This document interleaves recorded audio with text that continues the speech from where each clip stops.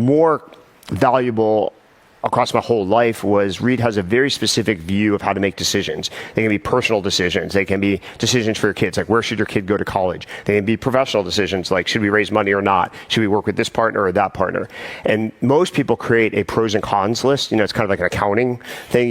You probably, almost everybody's room has probably done this at some point. Here's the pros of working with Samir, here's the pros and negatives, and here's the pros of working with Keith, or something like that.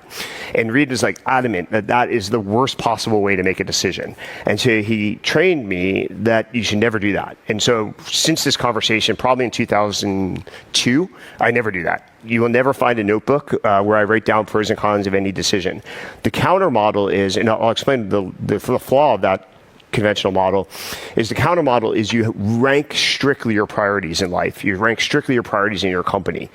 Then you try to make a decision between two choices solely on the first priority. And if there's a tie and you can't, then you only, and then do you go to your second or third.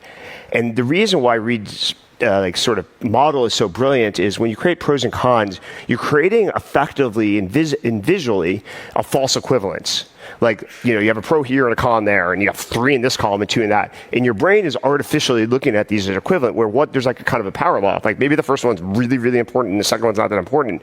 But when you see it arrayed that way, your brain makes the wrong decision often. So I've been using that since 2002 every single day.